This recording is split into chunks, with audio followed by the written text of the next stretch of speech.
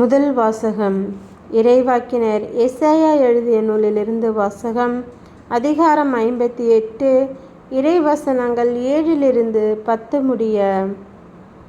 பசித்தோர்க்கு உங்கள் உணவை பகிர்ந்து கொடுப்பதும், தங்க இடமில்லா வறியோரை உங்கள் இல்லத்திற்கு அழைத்து வருவதும்,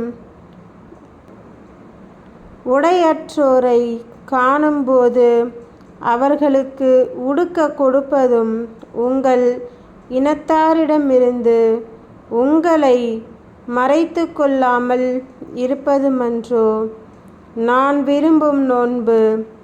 அப்பொழுது உன் ஒளி விடியல் போல் எழும்.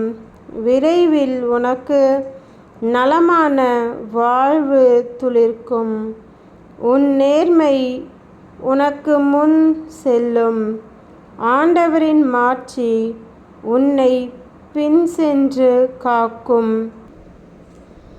அப்போது நீ ஆண்டவரிடம் மன்றாடுவாய், அவர் உனக்கு பதிலளிப்பார். நீ கூக்குரலிடுவாய், இதோ நான் என்று அவர் மறுமொழி தருவார். உன் நடுவிலிருந்து நுகத்தை அகற்றிவிட்டு பிறரை சுட்டிக்காட்டி குற்றஞ்சாட்டுவதையும், பிறர் பற்றி பொல்லாதன பேசுவதை நிறுத்திவிட்டு, பசித்திருப்போருக்காக உன்னையே கையளித்து வறியோரின் தேவையை நிறைவு செய்வாயானால், இருள் நடுவே உன் ஒளி உதிக்கும். இருண்ட உன் நிலை பட்ட பகல் போலாகும். ஆண்டவரின் அருள்வாக்கு. இறைவா உமக்கு நன்றி. இரண்டாம் வாசகம். புனித பவுல் கொரிந்தியருக்கு எழுதிய முதல் திருமுகத்திலிருந்து வாசகம். அதிகாரம் 2, இறைவசனங்கள் 1-5 முடிய. சகோதர சகோதரிகளே, கடவுள் பற்றிய மறைபொருளை அறிவிக்க நான் உங்களிடம் வந்தபோது மிகுந்த சொல்வன்மையுடனோ ஞானத்துடனோ வரவில்லை.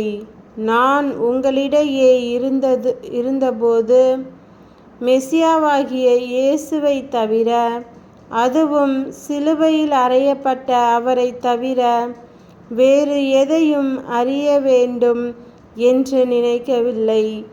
நான் உங்கள் நடுவில் வலுவற்றவனாய் மிகுந்த அச்சத்தோடும் நடுக்கத்தோடும் இருந்தேன்.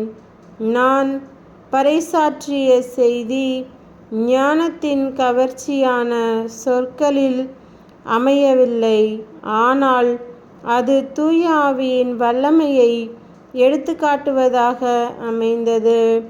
உங்கள் நம்பிக்கைக்கு அடிப்படை மனித ஞானம் அன்று, கடவுளின் வல்லமையே. ஆண்டவரின் அருள்வாக்கு. இறைவா உமக்கு நன்றி. நற்செய்தி வாசகம். புனித மத்தேயு எழுதிய நற்செய்தியிலிருந்து வாசகம். அதிகாரம் 5, இறைவசனங்கள் 13-16 முடிய. நீங்கள் மண்ணுலகிற்கு உப்பாயிருக்கிறீர்கள். உப்பு உவப்பற்று போனால் எதை கொண்டு அதை உவர்ப்புள்ளதாக்க முடியும்? அது வெளியில் கொட்டப்பட்டு மனிதரால் மிதிபடும், வேறு ஒன்றுக்கும் உதவாது. நீங்கள் உலகிற்கு ஒளியாயிருக்கிறீர்கள். மலை மேல் இருக்கும் நகர் மறைவாயிருக்க முடியாது. எவரும் விளக்கை ஏற்றி மரக்காலுக்குள் வைப்பதில்லை.